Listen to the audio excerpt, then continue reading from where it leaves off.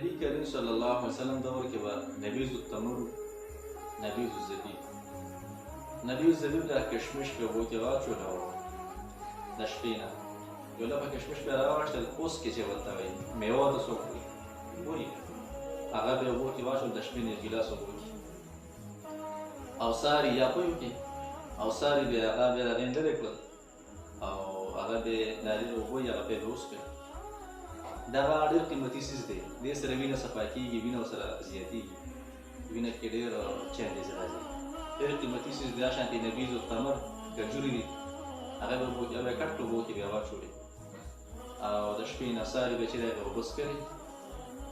دا ډېر پاورفول څیز دی خو کجورې کې دا کار چې کم کس د دغه بیمار د بلډ پرېشر نو هغه به دې کې لږ احتیاط کوي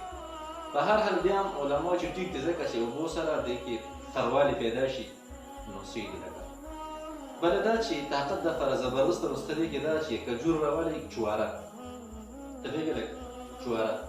یو چواره به 15 چوارې به راولئ هره چواره به 15 حصې کې 5 5 25 نو دا به 25 ټوکرې شي دا بیا په یو کې واچوئ نیم سر په یو کې او دا به ښه ټېټ وخوټ کړئ چې دې کې پوپ وسوځي پوپ یو پوپ یې څه شي پاتې شي دغه بیا چې وي دا به بیا تذکر بهترین داسې طاقت دپاره مجرب عمل دی انشاءالله چې تا 15 اپریل عمل وکړي انشاءالله پاورفول نسخه ده خو چې کوم د بلډ پرېشر بیمار دی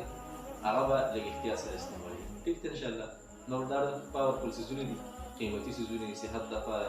معدې دپاره او صحت دپاره زبردسته خاص کر هغه زنانه چې د هغې دغه شانتې حمل وي هغې دپاره بهترین څیز دی خاص کر د کشمشو چې دا کوم نسخه ده نو هغې سره وینه برابرېږي او هغې ته خاص کر دا وخت کې ضرورت وي نو وینه ورسره برابرېږي زبردستې څیز دی بهترین څیز قیمتي څیز دی ځان نه جوړ کړې انشاءالله ډېر پاورفول څیز دی